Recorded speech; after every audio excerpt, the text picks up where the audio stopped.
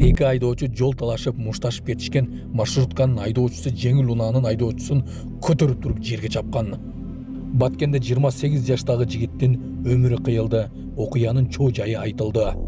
Эки адамды өлтүргөн шектүү ажатканага деп суранган, качып бараткан жеринен өлтүрүлгөн. Азыркы учурда сүрөттөрү, видеолору жарыяланууда. Ушулар жана башка жаңылыктар түрмөгө. Видеонун астына ойдо караган бармакчаны албетте басып коюңуз. Ошондо гана сиздер Кыргызстанда жана башка өлкөлөрдө болуп жаткан акыркы жаңылыктардан кабардар болуп турасыздар.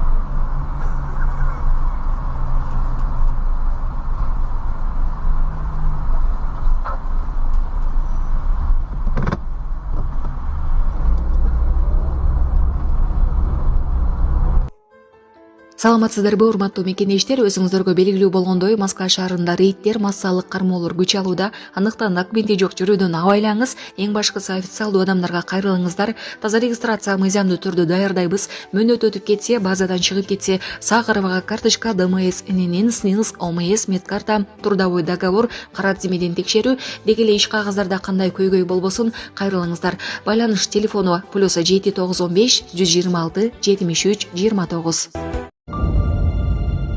Ак Ордодогу кандуу окуяга шектүүнүн атып өлтүрүлгөндөгү сүрөтү жарыяланды. Бишкектин Ак Ордо 3 конушунда эки бир тууганды өлтүрүүгө шектелип кармалган 19 жаштагы жигиттин атып өлтүрүлгөндөгү сүрөтү жарыяланды. Сүрөттү өлкөдөн чыгарылган журналист Болот Темиров Telegram каналында бөлүштү. Анда жигиттин колунда кишен бар экенин көрүүгө болот. Буга чейин Ички иштер министрлиги ал качууга аракет кылганда жок кылынганын билдирген. Бирок Ички иштер министрлиги анын кандай жагдайда качып кеткенин ачыктаган эмес. Супер KG порталына күч түзүмдөрүндөгү ишенимдүү булактар билдиргендей, ал Каракулдун Бишкекке алынып келе жатканда Кемин-Туштан ажатканага суранып, натыйжада качууга аракет кылган. Мындан улам милиция курал колдонгон, окуя түндө болгон. Шектүүнү Каракулго тергөө жүргүзүү үчүн алып барышкан. Белгилей кетсек, 3 октябрга караган түнү аталган аймакта үрөй учурган окуя катталып, эки бир тууганды бычактап кеткендиги боюнча маалымат тараган. Анда бир эркек киши жана анын эжеси каза болгондугу тууралуу маалымдалган. Каргашалуу окуя болгон жерден каза болгон кишинин аялы балдар менен качып кетүүгө үлгүргөн. Ички иштер министрлиги шектүүнүн сүрөтүн чыгарып, ал тууралуу маалымат бергендерге сый акы убадалаган. Кийинчерээк социалдык тармактарда кармалган шектүүнүн сүрөттөрү тараган.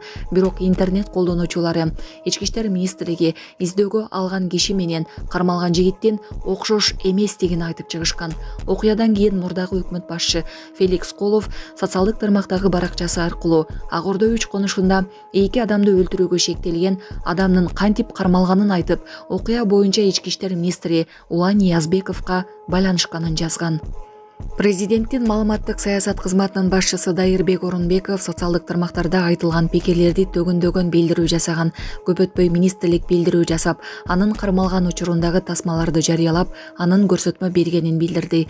Окуя боюнча өлкө башчы Садыр Жапаров да билдирүү жасаган. 9 октябрда шектүү жаран 2 айга камакка алынган.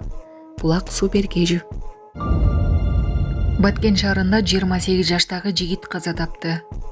Баткен шаарында 28 жаштагы курулуш жумушчусу каза болду деп билдирет аймактык кабарчы. Маалыматка караганда кырсык 14 октябрда болгон. Маркум Баткен районунун 28 жаштагы тургуну экендиги белгилүү. Ал Баткен шаарындагы көп кабаттуу турак үйлөрдүн курулушунда иштеп келген. Бул факты Баткен шаардык ички иштер бөлүмүнүн электрондук журналына катталып, учурда окуянын жагдайлары такталып жатат.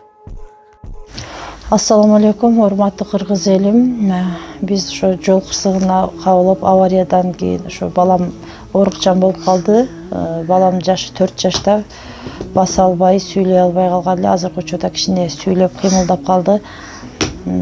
Ушул акыркы операциясы сиздерден сураныч.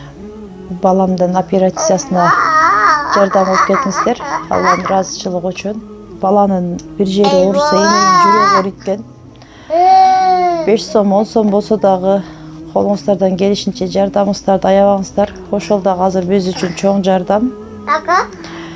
Биздин ушул акыркы операциябыз ушулда үмүтүбүз чоң. Балам басып кетет деген ойдомун. Азыр балам башынан 3 жолу операция болгон. Башында аппарат менен, ошо аппарат менен жашап жатат. Кредиттер Мбанк 593 31 97 кымбат К деп чыгат. О деньги баланс дагы бар ушул номерде. Россия өлкөсүнөн котором дегендерге Сбербанк 7807 Кундузай деп чыгат, өзүм менен сиңдим. Акыркы операциябыз кайдыгер карабастан ошо кыргыз элим колдоп жардам бересиз деген үмүттөмүн. Жалал-Абад облусунда бир аптада 38 мас айдоочу аныкталды. Жалал-Абад облусунун 3 октябрдан 6 октябрга чейинки аралыкта мас абалда унаа башкарган 38 айдоочу аныкталды. Мындай маалыматты Жалал-Абад облустук жол кыймылынын коопсуздугун камсыздоо бөлүмүнөн билдиришти. Маалым болгондой, жол кыймылын тескеген инспекторлор жол эрежесин бузган 2338 айдоочуга административдик протоколдорду толтурушкан. Алардын ичинен ылдамдыкты ашыра айдаган 1020 айдоочу болсо, 122 айдоочу унааларын карама-каршы тилкеде башкарган, 31 айдоочу унааларын техникалык паспорту же айдоочулук күбөлүгү жок башкарган, 20 айдоочу уруксаты жок айнектерин мыйзамсыз караңгылатып алган, 150 унаа айып короо жайына токтотулган деп айтылат маалыматта. Булак Турмуш Кежи.